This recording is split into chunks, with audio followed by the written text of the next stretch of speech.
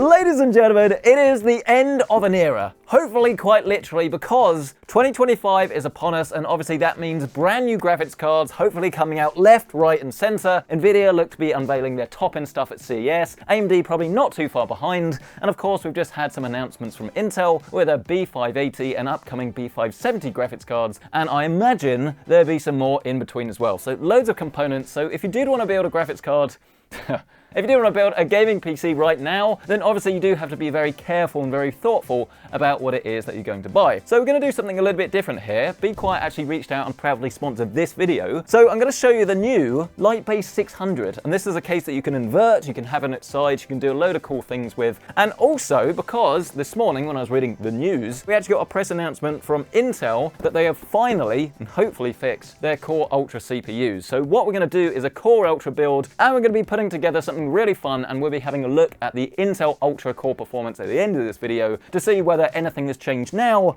and then we'll be revisiting this in a few weeks' time after the final patches and final BIOSes come out, and we can see how it compares to Ryzen. It's going to be pretty exciting. So as I say, a massive thank you to Be Quiet for sponsoring this video. Let's get started. So yeah, today we pretty much have two main objectives really. The first one is to have as much fun as possible. As lame as that sounds, if you've never actually built a gaming PC, I guarantee when all of these components start arriving in the mail, one by one, you're going to absolutely love it. You'll be reading all of the boxes in intricate detail, seeing how much PCI and what speeds everything is. I promise you, it's very, very exciting. So that's objective one. But then the other one is essentially to give you some real world advice as we go through, so you can see some of the components that are definitely worth buying, and then maybe some things to think about or potentially some things to avoid. And where I actually want to start today is going to be with the case. And this is very exciting because most cases these days, they've got more exciting recently, but a lot of them are still just kind of like black or white boxes, right? And this is still available in both black or white, but it aims to do something very different, because not only is it a dual chamber case, very like well built as well as you'd expect from Be Quiet, but this one can come in a whole host of different orientations. So you can have it set up as standard, which most people are probably going to do, or you can have it on its side, or you can have it in an inverted layout, which even if you don't want your PC to necessarily be upside down, if you want to be able to see your PC and you want it on the left, then you invert it and then it can be like that. You'll find if you've kind of got like an awkward desk, you go to all of this effort to build a gaming PC, and then depending on where you put it, you might not be able to see inside it. That's really annoying, so having this layout really does work. But this is called the Lightbase 600. You can buy a slightly larger version of this as well, which is the Lightbase 900. It comes, as I say, in black or white, but you can also get it with or without fans. Taking this apart should be very straightforward and simple. I mean, just to show you the top as well, loads of mesh. You've kind of got this silver accent on this white version. Be cool in the future, actually, if this turns into be like a really popular case, if they did some like special editions as well, some like special colors and things. That would be pretty cool, but in terms of volume, I think most case manufacturers, they tend to stick to black, white, grays and things just because it's generally speaking what people want. It does also support reverse connection motherboards as well, so if you wanted to go for a Project Stealth, Project Zero, BTF, as you can see that's covered, and sometimes it does also mean like if you're putting just like those tiny little connections down the bottom as well, it's just a bit easier to route those because you've got extra holes, which I think is good. But where this really does come alive is if you turn this upside down, you'll find you have these feet here, and they say it's ridiculously quick because all you need to do is just twist those off. Then we can turn this around and realize that I shouldn't have actually taken that top off because that is required for this demo. Then we grab the same feet, twist those on, and then once you have done that, you should then have your now magically inverted PC case ready to go. And you can also do this as well if you want to have this in like a landscape, like flat mode. So you can put this on one of the side panels and then the whole case will be able to sit like this. And when you think you've got this RGB vein that you'll see when we turn this on that kind of flows around the case, it just gives you a load of options. And as I say, it's a little bit different. It isn't something we've really seen before. Traditionally, the Be Quiet cases have been invertible for quite a while now, the vast majority of them anyway. But the only thing about that is it required quite a lot of screws and things to take bits out and move them all around.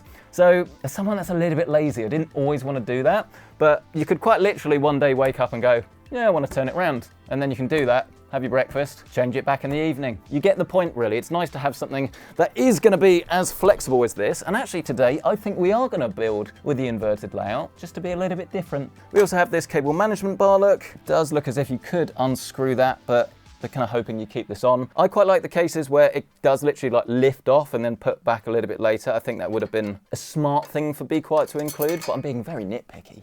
hang on, I'm also getting really hot. Editor Carl would want to take this out of the video, but I can't just magically have my jumper disappear. People would notice, Carl. Right, that's better. Where were we? I think we were actually talking about the case, weren't we? And the other thing as well is that you do get a fan and RGB controller on this down the bottom, look, or the top, depending on the orientation that you have it. But then, if we grab our screwdriver and remove the hard drive cage, oh, and that slides out nice and easily, doesn't it? And then you'll find that will just remove, and then once you've done that, you should then reveal underneath that you do have this RGB fan hub here as well. Again, at the top, bottom, or side, depending on the orientation. So between them, how many is that? 1, 2, 3... 12 fans in total, and that's also useful if you wanted to have like different zones, because maybe you wanted different RGB fans to run at different speeds or different RGB settings. It's going to be easier if you have 2 of these different blocks, so it's a nice addition to have. We're quite used to seeing 1, but 2 is pretty rare.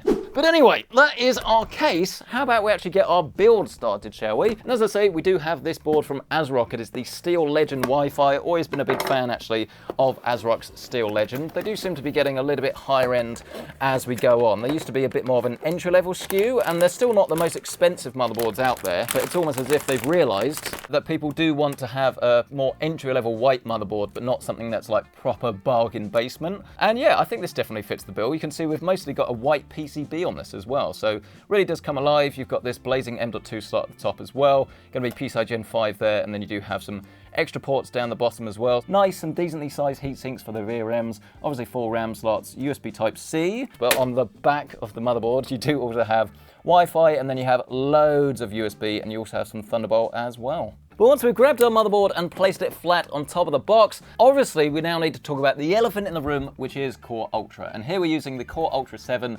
265K, and traditionally with Intel CPUs, the 5 or the 7's pretty much been the way to go. The 9 does give you some extra cores, but for most gamers you don't really need it. But obviously with Core Ultra, when this first launched, we found we had loads of problems, and we weren't alone with this. But the reason that I actually wanted to revisit this here today, as I alluded to in the intro, is just because it's kind of always been obvious that there's definitely been something wrong with Core Ultra, and we're hoping that they can fix it. And with the statement that Intel has released today, the news is definitely promising, but until we actually test this for ourselves, we're not going to 100% know not only whether it is reaching its potential, but then also obviously how it compares to Ryzen.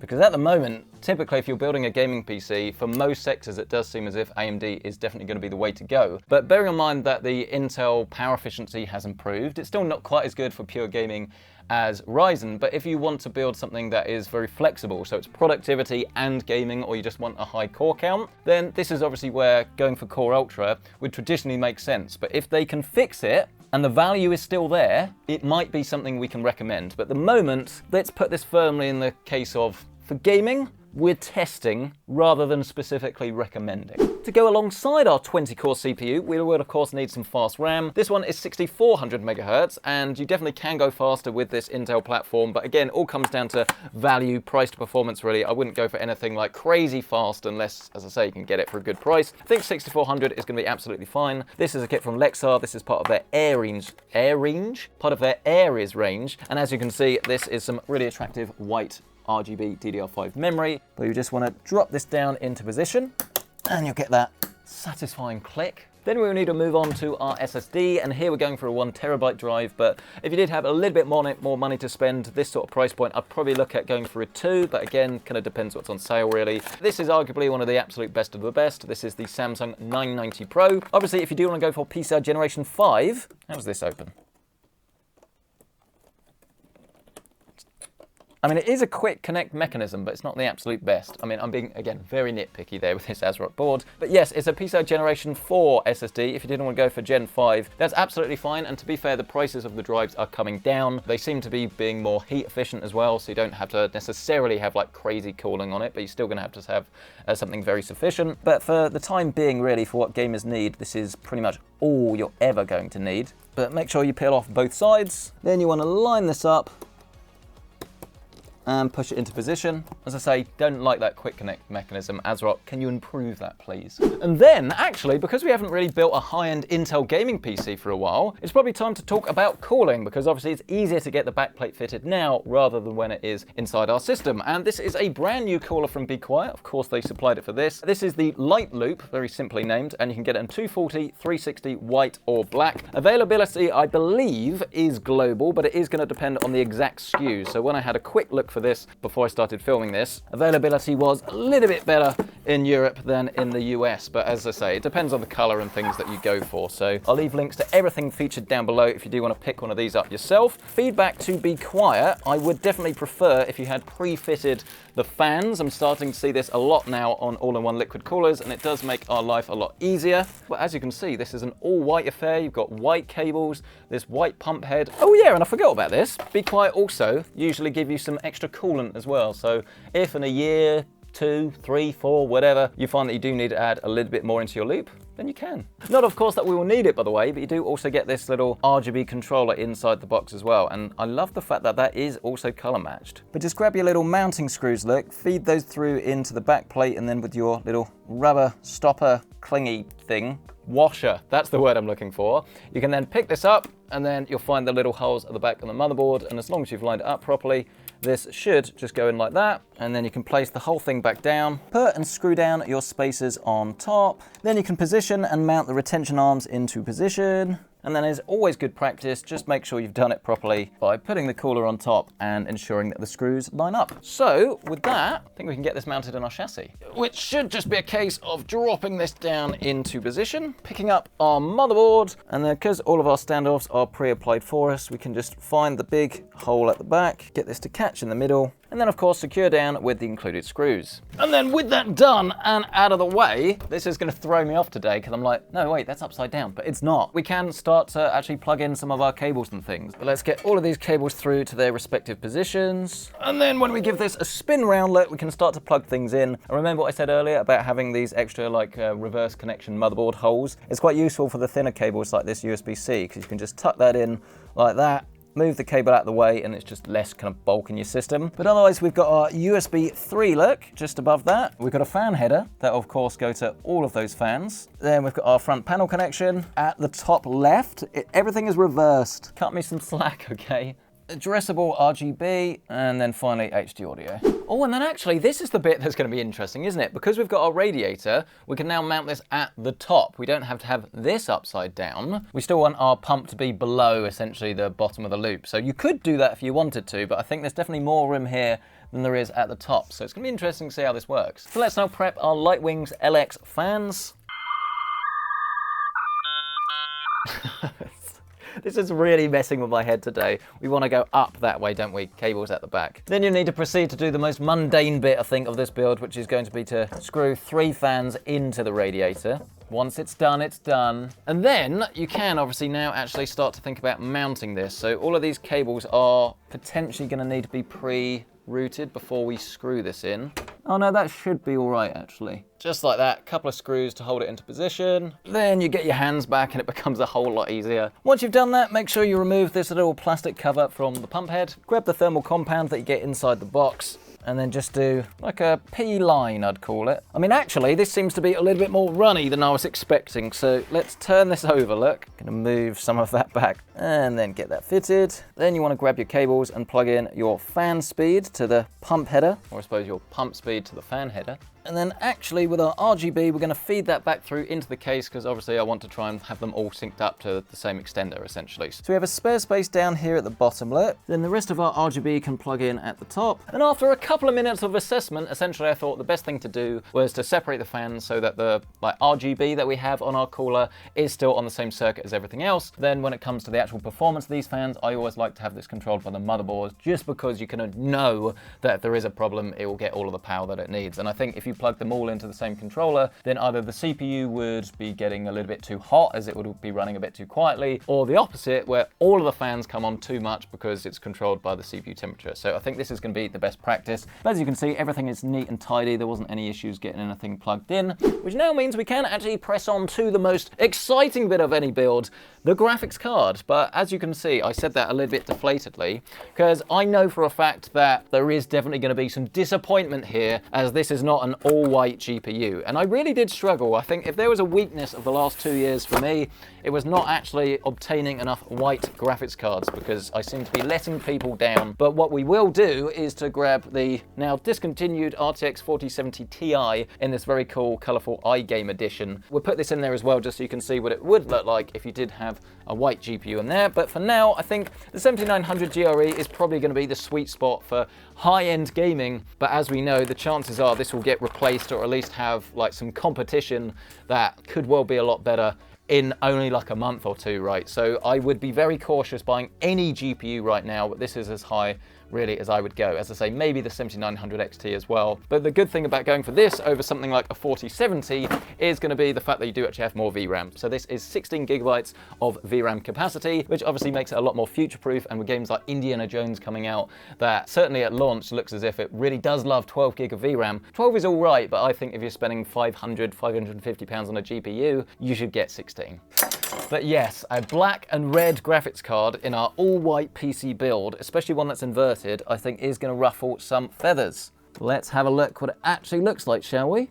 I mean, I've seen worse. It's not the right color, is it? Sorry for the very weird jump cut there. I have no idea what I was saying because this camera, it ran out of storage, ran out of space. I don't know what happened there, but we have fixed it.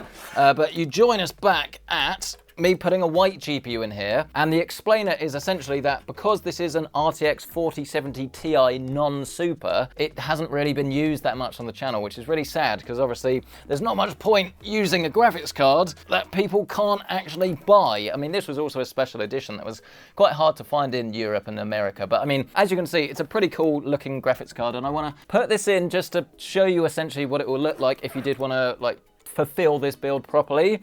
But this black and white graphics card doesn't look right in here at all. So what we will do is when we actually get gaming, I will use this because I want to have the performance of this. You can make sure that you get a 7900 GRE. There's a Sapphire one that is white that would work quite well in here. But when it comes to B-roll, when it comes to actually building the PC, I want you to see what it should look like rather than what it does. So you might disagree with that, but we'll use this a bit later. But for now, we're going to finish it with this white GPU. And now that that is actually inside our rig, I think it's time for the final component, which is of course going to be our power supply. So the one we have here is the Pure Power 12M, 850 watts, because this is more than we need really for this rig, and it is also pretty future-proof as well. I'm not convinced that the upcoming 5090 is going to work off of this, but hopefully the 5080 will. And let's be honest, if you're spending potentially £2,000 or dollars on a graphics card, you probably have the money to upgrade the power supply to 1000 watts as well. But this is a gold-rated power supply, and as you can see, you have this 600 watt connection actually for PCI Gen 5 graphics cards. So this NVIDIA one, as I say, for the booting stage, we're going to use that, and then we'll go back to the, I think it's 2 8-pins. Yes, the 2 8-pins for the GRE as soon as we swap this out. And of course, it looks as if the power supply is going to drop in this side, but I'm wondering how easy it's going to be to secure in inverted mode. We'll give it a go, but we might just need to turn it over just for the installation. Yeah, there we are, look, no issue, just fit this down into position. Let's route all of the cables through, saving of course some SATA connections for those fan and RGB hubs. Then you can spin this round, and as you can see, I've already plugged in this PCI Gen 5 cable here. The only thing I'll say actually, I'm not really sure if this is a case thing. I think this is just because it's inverted. It's very difficult to make this look good. If you have it underneath, it actually looks even worse. I think if it was a white cable, it would definitely improve things. So maybe this is when you do need like something fancier, get it from Cable Mod or something. Plug this in there and it'll look a whole lot better. But yeah, this bit does look a little bit out of place, and you can't fit it like up from here, which is where I'd probably normally go because it's not like a big hole or anything. But then obviously our other connections are pretty straightforward. Just plug our CPU down the bottom right. Then you can get the ATX Just push that in there nice and snug. And then actually, I think that is our rig pretty much complete. And yes, okay, I know the black power cables are not quite the one, are they? And this does go to show, which is why I say quite often, if you're doing like an all-white PC build, it is actually quite difficult because every single component that you go for has to match the theme or it won't look right. Whereas if you're going for like a more normal build, you think you've got blacks, grays, silvers and things, and everything just kind of works together. Whereas this, as I say, all it takes are some black power supply cables and then it kind of, I don't want to say falls apart, but it definitely doesn't look as good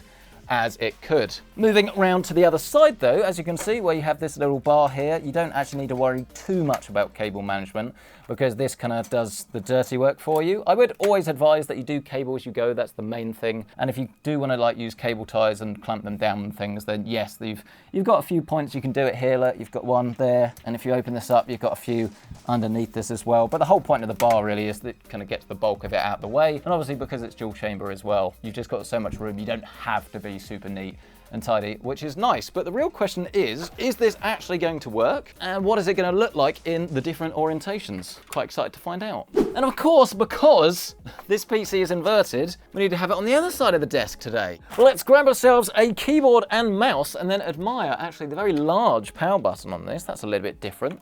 LEDs in the middle. We'll whack that on and then we will have a look at what we have in front of us, and that's a lot of orange. That is classic Be Quiet, that is their color. I'm gonna just say right off the bat that, personally speaking, I'm not a massive fan of loads of RGB and white rigs. I will be changing all of these fans to white as soon as I can. And also, oh, that was quick. Also, on this particular ASRock motherboard, the way that they've done the LEDs, like here, if you invert them, you can see them. So that's also a little bit annoying. So I think we probably could have done better on the inverted side of things. Like the bottom looks a little bit empty as well. I think if you put extra fans down the bottom there, that would really work. But you really can't argue with the overall flexibility of this case. I mean, build quality was top notch. And as I say, there definitely are going to be quite a few things you need to think about more than usual when you're planning out a rig like this. But as long as you do your homework, I think you will be very happy. Just give me a couple of, I was going to say minutes, give me an hour, hour and a half to get all the games on this, but also the latest BIOS version on this motherboard to ensure we have the best Intel Core Ultra performance, and we'll be right back. So then, ladies and gentlemen, through the power of a very spinny chair and obviously a couple hours of getting everything set up, here we are. And I've got to admit, as soon as you turn this case into like white RGB fan mode, I think it really comes alive. It looks awesome. Even with this black GPU now, I've got to say, I really like it. It does look better with the white one. As I say, all of the B-roll that I've taken with this is with this white GPU, and it really does look great. Only thing I'd say, actually, when you have the black graphics cards, the black cables become less of an issue. But again, point remains, just carefully plan out if you're doing an inverted build or if you are going for a white or both, because as I say, it requires a little bit more attention to detail. But I think you'll agree that the whole thing comes alive and it really does look awesome. But let's jump into some games actually and see what the performance of this is like. So what we're going to start off with is some Cyberpunk, and this is currently running at the Ultra preset. Ray tracing is disabled, and we're running this at 1440p. You can run this at 4K. I did this a second ago, and we were getting about 60 FPS, but obviously that's not really ideal, but you could turn the FSR and the XeSS down a little bit if you wanted to run at that resolution. But realistically, this is going to be like a 1440p and 4K machine, depending on the game that you're playing. And with around about 95 FPS, I think you're going to be pretty happy with the end result. And I think this game does also have frame generation. If you did want to use AMD's FSR frame gen, that is an option. But what I want to test now is the ray tracing capabilities, because 100 FPS or so obviously is pretty much the sweet spot really for a game like Cyberpunk. But if you go for an NVIDIA card, typically you are going to get better ray tracing. But in a game like this, it kind of is the sort of title where you would want to use it. And then when we come out, what has that done to the FPS? It's definitely gone down, as you'd expect, around about 70, 75 FPS now as we walk around. I mean, this is still more than you arguably need in a game like this, but it kind of depends if you're playing it as like more of a open world, explore, just get the most out of the environment sort of thing, or if you are like taking it really seriously and obviously you're getting involved in a lot of firefights and things all of the time. But around about 80 FPS or so with those ray trace reflections, I mean, it is going to be a very nice way of playing this game. There's no way around that. And obviously it does give you the flexibility. You've got the extra VRAM on this card as well compared to NVIDIA's offerings. But you could also argue that, well, NVIDIA, you have DLSS, which is a higher quality upscaler, so you could either get slightly higher FPS or higher quality. quality, and obviously because it is better at ray tracing, then you've got more options essentially available to you. So you kind of got to pick your poison really, but if you can pick up a GRE for a really good price, then I think the amount of performance you're going to get with the extra VRAM probably makes sense. But again, new cards are coming, so watch this space. But from our flagship Nvidia title to our flagship AMD, this of course is some Starfield. And yes, I know we've seen this sequence a couple of times before, but I suppose it's good for doing a bit of a comparison head to head. And being an AMD system, you would expect this to obviously work quite well in this title. And I've got to admit, it really is. We're getting around about 60 FPS or so. We've got this set to output at 4K, but the render resolution is 66%, which is basically 1440p, and then using FSR to get that final bit of upscaling, as we seem to be on fire. Can we put ourselves out? No, we're just going to keep burning away. Typically in a game like this, I would want to get 100 FPS, and the game is still very, very sharp at the moment. So what I would actually suggest doing is maybe turning the render resolution down to 50% if you are playing at 4K. Again, this is one of those games that I think does work quite well with FSR, and if you are outputting at 4K, you'd be surprised actually that you don't have to have the render resolution as high as you might expect. If you're playing at 1440p and especially 1080, the opposite is true. Don't try and go too dramatic or anything, but this does work quite well. We're now looking at around about 75 FPS. And actually, if my memory is correct, I do believe that Starfield is one of the kind of better games that the Intel Core Ultra performs in. And if you look at our GPU utilization, as we burn out, our GPU utilization is still 100%, but obviously if you're rendering at 1080p, let's say, well, technically we are. If you were setting the output to 1080p and you were really trying to bottleneck the CPU, then obviously this is where you might start to run into issues. And I guess this is another good example of if Intel Core Ultra can just up their game, they don't necessarily need to be the absolute best gaming CPU. If you're someone that does a lot of productivity and things like that on the side as well, then you might just want to favor having a more better rounded CPU, right? I guess the real competitor for Intel Core Ultra is kind of like the higher core count 12 and 16 core chips from Ryzen 9000. So if it can get to the point where it actually has better gaming performance than that, then this would definitely be a very enticing option. But interestingly, at the moment, we don't seem to be seeing any bottlenecking from the CPU. But of course, if we are going to test CPU bottlenecking, then I think the best title to do it in is actually going to be this one, some Spider-Man Remastered. But this is a title that very easily starts to fall over itself when you get to really high frame rates because the CPU has to do loads of work and it does start to struggle. Now, we're running this at the moment at 4K. We've got ray tracing enabled, and as you can see, this looks absolutely fantastic. We're not getting any stutter, we don't have frame gen, we're not cheating in any way. And once again, our GPU is around about 100%, but this is 4K, as I say, ray tracing enabled, so this is pretty much what I would expect to see. So what happens if we now go into the settings menu and we turn this down to 1440p? We'll change our upscaling to quality, and then when we go back into our title, let's have a look at the difference. Well, our frame rate has obviously increased. We're now looking at around about 120 FPS. Super, super smooth, especially, as I say, on this 240 Hz OLED display, but we're still not bottlenecking. You can see that CPU usage, though, is definitely starting to climb up. This is one of the games that does utilize quite a lot more cores, so this is, I suppose, going to be an advantage for Intel with its higher core count than something like a 9600 or 9700X, right, that only have 6 or 8 accordingly. But yeah, it's definitely holding up quite well at the moment, isn't it? Well, actually, I say that, let's have a look at 1440p no ray tracing first. Again, actually, you can see still no bottlenecking. Interestingly as well, our CPU usage has actually gone down. Don't forget that ray tracing does require a decent chunk of the CPU as well. So that is interesting, but you can see we lost about 60 FPS by turning RT on. Granted, it was RT max, and you don't, need any more than this, but 240 Hz display, 170, 180 FPS, you definitely can notice a difference. But let's now turn this down to 1080p, and just for clarity and to make it fair, we are keeping the FSR set to quality, but personally speaking, I'd probably turn this off at 1080p. And as you can see, the frame rate, there we are, has now increased. We're looking at around about 200 FPS, but notice that the GPU utilization has now started to come down a little bit. It's not pegged at the 100% that we saw before. So we're looking anyway, really, call it 90% or so. And here's the thing. You could argue either way whether this matters or not, because on one hand, we're still getting loads of FPS, we're having to play at 1080p to actually see this difference, so clearly the CPU is absolutely fine. But obviously, this CPU is not in isolation. You have the 9800X3D and the 7800X3D that in the vast majority of titles, as long as you are bottlenecked by the CPU, it is going to give you a higher performance. But if it can get close to or even beat Ryzen 9000 non-X3D, then for anyone that really just wants like an all-round system, then it could be a very valiant option. Emphasis on the word could be. Whilst we've got this running, by the way, at a 100% gaming load, so our CPU and GPU are pretty much as flat out as you're going to get in a gaming scenario, let's look at the thermals. So around about 73 degrees on the GPU and then 68, 70 on the CPU. And I think that is not too shabby whatsoever. Again, this is a lot more efficient than the previous generation, but do remember it's not quite as efficient, as I say, as an X3D chip running during that gaming load. But it's a different type of CPU, really. And in terms of acoustics,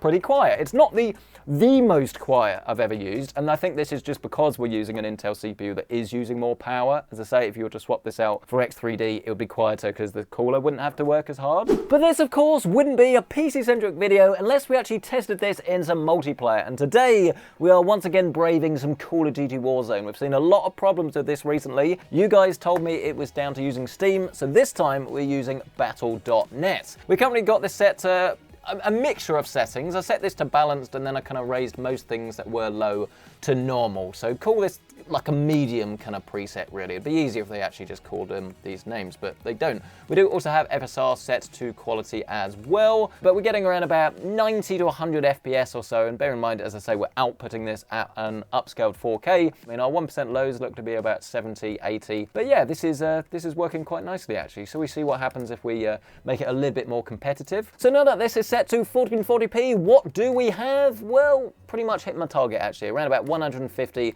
to 160 FPS. Are we getting limited by the CPU, though? That's going to be the big question.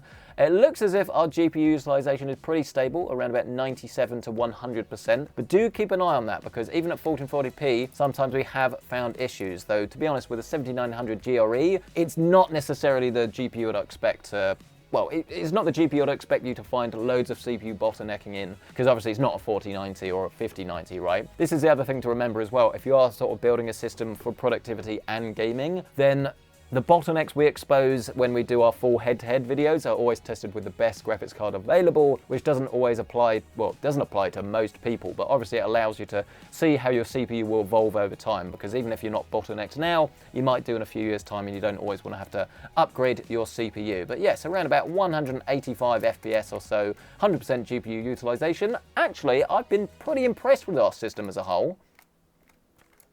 Oh, but not my performance, which is a big shame. Let's spectate and set this to 1080p. I want to see it bottleneck. So resolution has been applied, and we've also turned off FSR, and it looks as if, ladies and gentlemen, we've got a camper. What is the point of playing this game? He's been sat here doing this now for about 2 minutes or so. Must be so boring. The big question is, are we getting any bottlenecking? Well, our CPU is sitting at around about 72% utilization. He's finally moving, ladies and gentlemen. But yes, we are hitting about 82% at the low point on the GPU load. So yes, clearly our CPU is starting to hold us back now in Call of Duty Warzone, medium-ish settings at 1080p. I'll still argue that for today, this isn't really that much of a problem. I mean, you might start to see lower 1% lows even if you're playing at higher resolutions and things, but it's not until January that we're actually going to get the performance increases versus what they originally stated, which, as I quote, is a single-digit performance increase. So is that going to be 1% or is that going to be 9%? There's quite a big difference, and we don't really know, but there's clearly more in these CPUs,